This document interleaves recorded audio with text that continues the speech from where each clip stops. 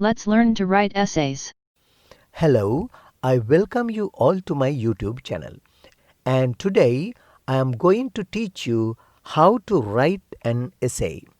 රචනයක් ලියන්නේ කෙසේද කියන එක. Let's write an essay. අපි රචනයක් ලියමු. රචනයක් ලියද්දී අපි අනුගමනය කළ යුතු මූලික කරුණු ටික තමයි අද මම ඔබට පැහැදිලි කරලා දෙන්නේ. Let's write an essay. අපි රචනයක් ලියමු. Essay writing is something like the building of a house. When you want to build a house, you first decide on what kind of a house you want. Material you want, bricks or wood.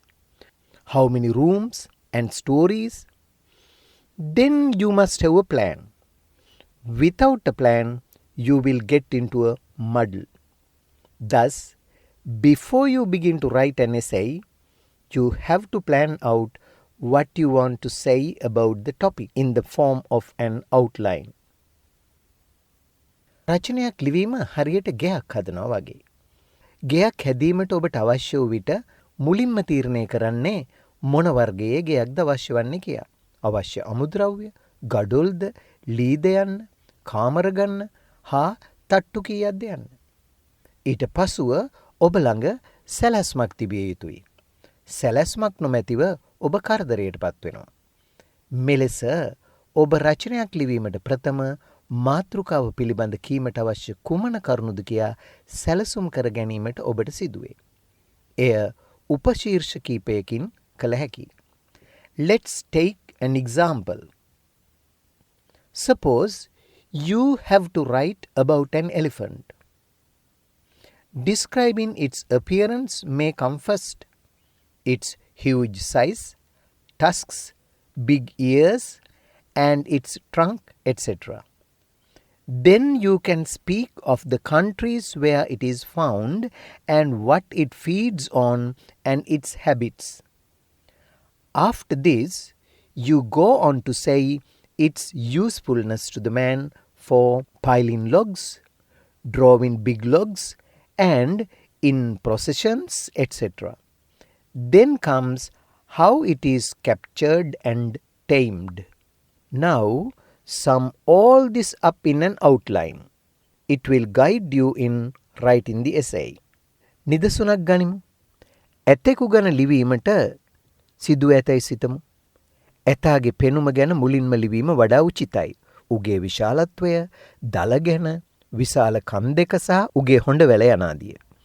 ඊළඟට ඌ දක්නට ඇති රටවල් ගැන ලිවිය හැකියි. ඌ කනබොන දෑ සහ උගේ හැසිරීම් ගැනද ලිවිය හැකියි. ඊට පසු මිනිසාට උගෙන් ඇති ප්‍රයෝජන ගැන, ලී කොට ගොඩ ගැසීම, විශාල බර ඇදගෙන යාම, පෙරහැරවලදී යන ආදිය.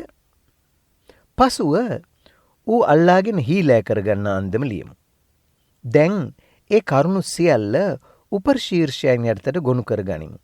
එය රචනය නිර්මාණය කිරීමට ඔබට මඟ පෙන්වයි. හොඳයි, එහෙනම් බලමු අපි මොනවද මේ උපශීර්ෂයන් කියලා. The elephant. 1. Appearance.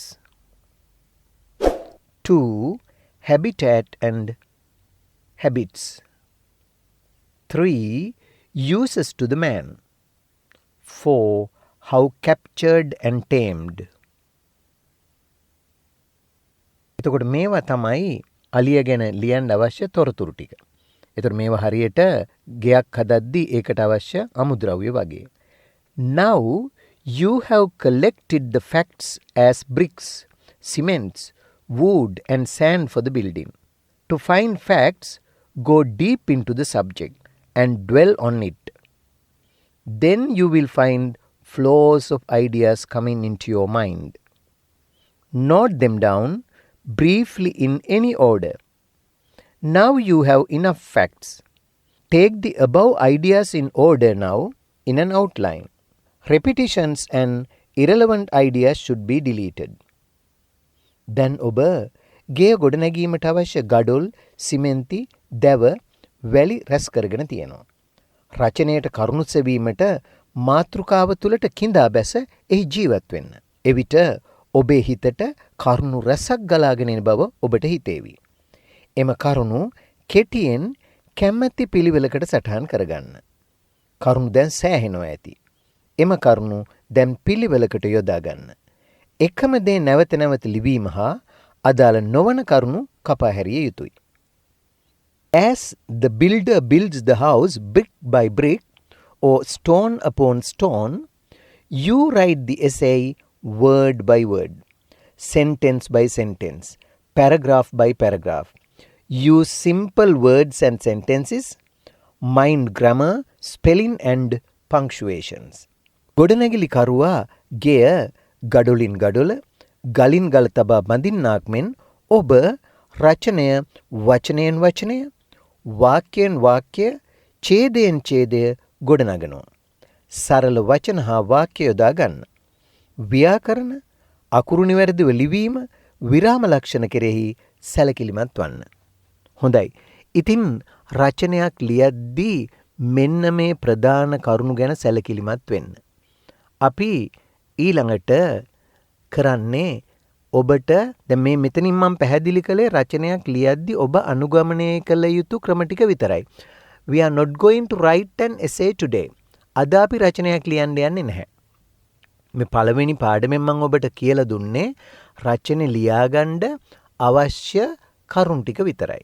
මේක කීප සැරයක් කියවලා මේ අයිඩියා එක ඔලුවට ගන්න. ඊට පස්සේ අපි මේකේ සඳහන් කරපු විදිහට අලියෙක් ගැන රචනයක් ලියමු මුලින්ම. ඊට පස්සේ විවිධ සත්තු ගැන, විවිධ දේවල් ගැන, විවිධ ස්ථාන ගැන, විවිධ සිදුවීම් ගැන මේවනේ ලියන්න දෙන්නේ. විවිධ උත්සව ගැන ඔය හැම එකකටම එක උදාහරණයක් ගන්න මම ඔබට ඉදිරිපත් කරනවා. එවිට ඔබට එය භාවිත කරලා ඕනම දෙයක් ගැන රචනයක් ආවොත් විභාගෙදී ඒක ලියන්න ඔබට මේ පාඩම් මාලාව අනිවාර්යයෙන්ම උපකාරී වෙයි. ඉතින් මුල ඉඳලා හොඳට මේ කරුණු එකින් එක මතකයේ තියාගන්න උත්සාහ කරන්න. ඒ තමයි වැදගත් වෙන්නේ. එහෙමනම් අද පාඩම අපි මෙතනින් අවසන් කරනවා. මේ මූලික කරුණු හොඳින් හිතේ තියාගන්න. අපි ඊළඟ පාඩමේදී රචනය ලියන හැටි වචනෙන් වචනේ, වාක්‍යයෙන් වාක්‍ය ඔබට පැහැදිලි කරලා දෙන්න මම සූදානම්. හොඳයි. එහෙමනම් අදට ඔබෙන් සමුගන්නවා. නැවතත් ඊළඟ පාඩමින් රචනයක් ලියමින් ඔබ හමුවට එන බලාපොරොත්තු වෙන. Goodbye and good luck.